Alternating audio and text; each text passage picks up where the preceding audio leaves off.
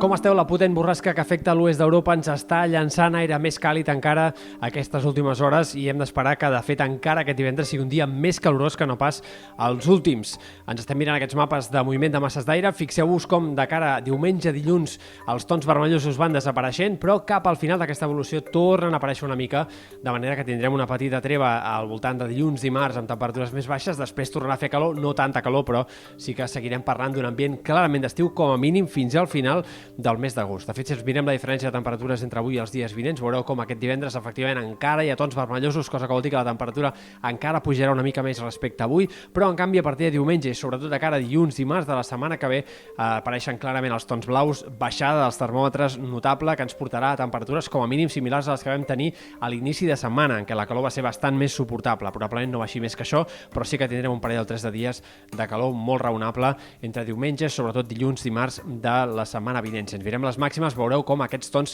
tan vermellosos, tan granatosos fins i tot d'aquests últims dies i de demà, amb aquestes màximes a prop dels 40 graus a ponent de cara a aquest divendres, van minvant a mesura que avança l'evolució i torna a repuntar una mica de cara cap al final, al voltant de dimecres, com pot tornar a pujar una mica més la temperatura. A part d'això, hem de parlar també de l'estat del cel. Fixeu-vos els mapes de nuvolositat, com els dies vinents esperem alguns intervals de núvols més, sobretot al Pirineu Oriental, Catalunya Central, comarques de Girona, en general en aquest sector de la meitat est de Catalunya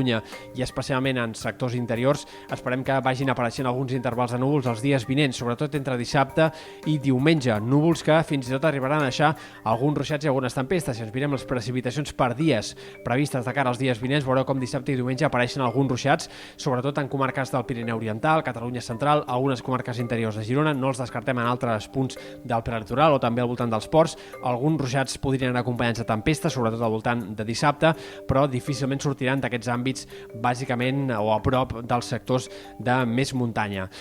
Potser a l'inici de la setmana que ve tinguem algun ruixat al voltant de Barcelona dilluns, però serien fenòmens bastant aïllats. De fet, si ens mirem probabilitat en tant per cent que plogui per dies durant la setmana que ve, veureu com bona part de la setmana segurament seguirem encara amb aquest panorama de temps bastant estable i només cap al final de la setmana comencen a augmentar una mica, i això ja és molt lluny, hi ha molta incertesa en el pronòstic, les possibilitats de més tempestes de tarda al Pirineu i potser fins i tot alguns ruixats en altres comarques, però insistim que tot això seria al final de la setmana vinent i encara falta moltíssim. I per últim acabem parlant del vent, que aquesta tarda bufarà amb ganes a la Costa Brava, sobretot al nord, cops de 40-50 km per hora de sud, i si us fixeu en l'evolució de mapes de vent, a partir de dissabte i diumenge canviem totalment de vent, entre la tramuntana, i això és el que ens portarà més fresca i farà que el vent de nord es deixi sentir moderat a partir de dissabte a la tarda i de cara a diumenge al nord de la Costa Brava sobretot. Acabem aquí, com sempre, amb un parell de les fotos que ens feu arribar.